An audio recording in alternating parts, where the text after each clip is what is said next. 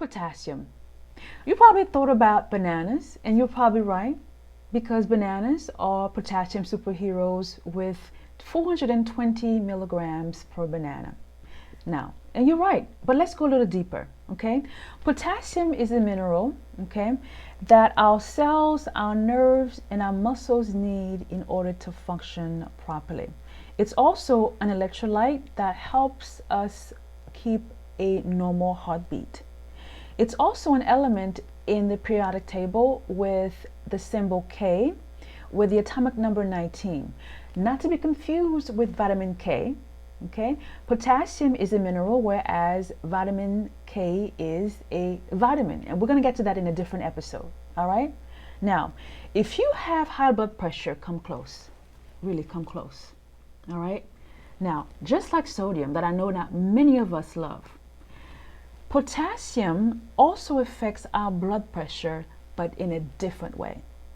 When someone with high blood pressure eats a diet low in sodium and high in potassium, and also includes yoga, yes, yoga, okay, their blood pressure will improve. And I'm talking about the health benefits of yoga. Yoga is also good for diabetes. It's good for depression, cramps, hangover, anxiety, arthritis, insomnia, and sugar cravings. You probably didn't know that, did you? Okay. Now, we blacks especially can benefit with a diet rich in potassium. Why? Because we have a history of high blood pressure, whether we're Haitian, African American, or African, Jamaican, whatever. We unfortunately do not exercise nearly enough, and many of us sadly don't eat properly, okay? And guess what?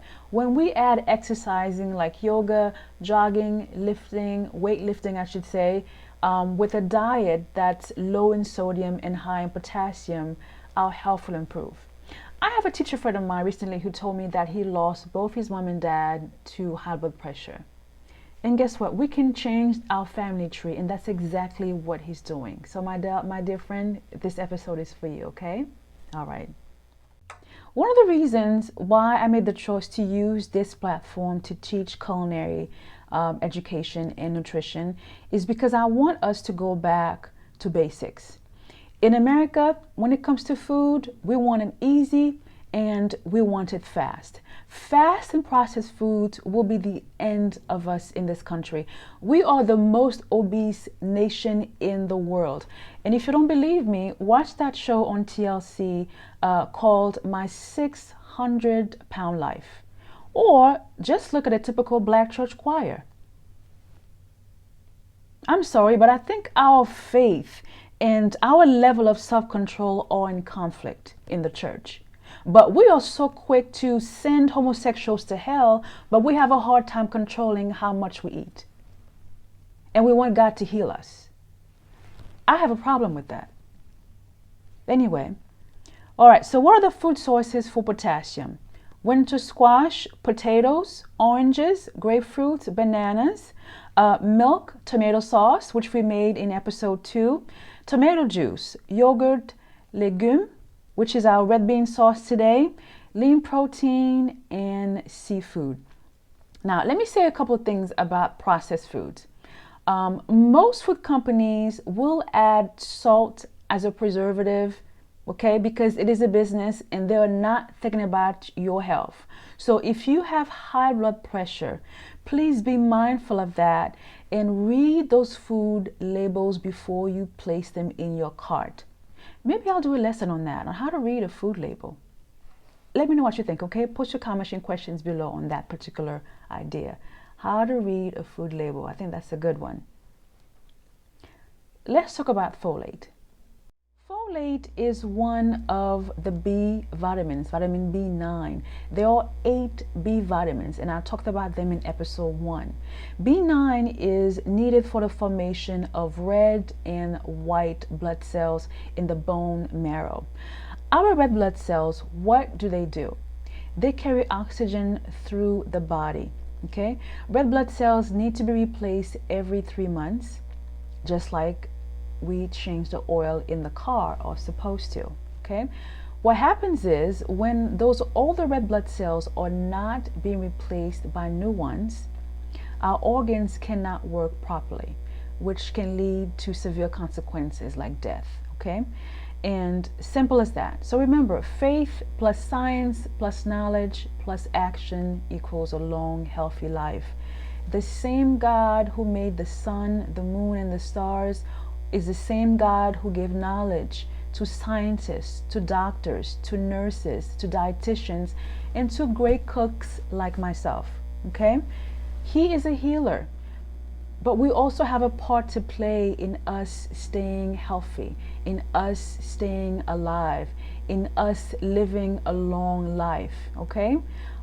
We are stewards of this body. So let's be mindful of that because we really truly are partners with God, okay? All right, let's move on. Folate is very crucial also during pregnancy because it's needed in the body to form DNA. And it's also needed during the years of adolescence between 0 to 21. Mom and dad, listen to me. The kids are growing, and that's the reason why they need the fruits and vegetables. Stop rewarding your kids with junk food, with ice cream, with cake, with donut, with pizza every time they do something good, because you are setting them up for failure. You are setting them up for diabetes, for obesity, for body image issues, and for low self-esteem. Please stop that. Okay? So what are the food sources for folate? Folate gets its name from the word folium, which is Latin for leaf. Okay? Its name gives us an idea of what type of food we need to eat, and here they are. Okay? Green leafy vegetables, also okra, avocado, legumes, orange juice, broccoli, sunflower seeds, papaya, oranges, eggs, beets, tomatoes, rice, broccoli, and whole wheat bread. All right? So here we have it. Let's recap. A diet rich in potassium, low in sodium, mixed with exercising like yoga, weight training, running, jogging, swimming, okay, brings our blood pressure into balance. Potassium also helps us maintain a normal heartbeat. Now, when it comes to folate, I want you to imagine your red blood cells with two little legs carrying oxygen throughout the body. Self-care is a sign of good stewardship.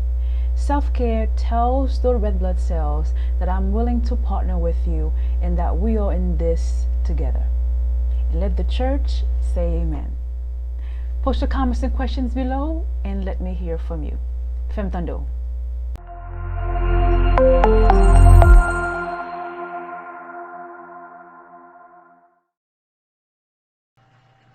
According to reporters for the Federal Writing Project in 1936, red beans are to New Orleans what the white bean is to Boston and the black-eyed pea is to South Carolina.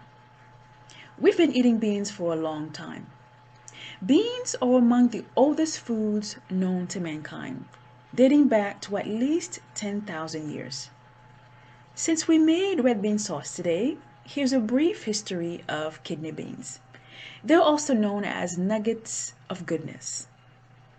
According to archaeologists, the story of kidney beans starts in South America. They were first domesticated in Peru and in Mexico, probably between 9,000 and 7,000 years ago. Let's talk about its name.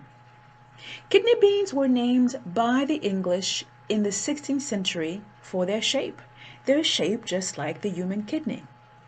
The Spanish brought kidney beans first to Haiti and then to Louisiana in the 1700s. About that time, the Haitian Revolution took place and many Haitians left Haiti for Louisiana, bringing the recipes for rice and beans with them. Just a side note, I've talked about the connection between Haiti, Louisiana, and Creole cuisine in more detail in episode 1, so check that out. Join me next week for basic knife skills. You don't want to miss it. I'm Yasmin, and I'll see you next time. À la prochaine.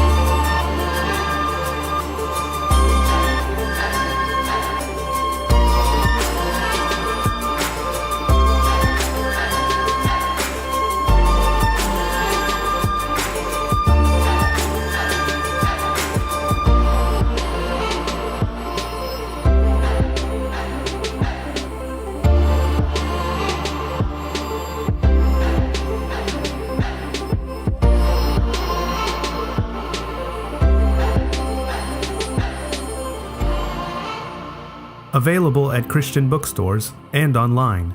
Purchase it today.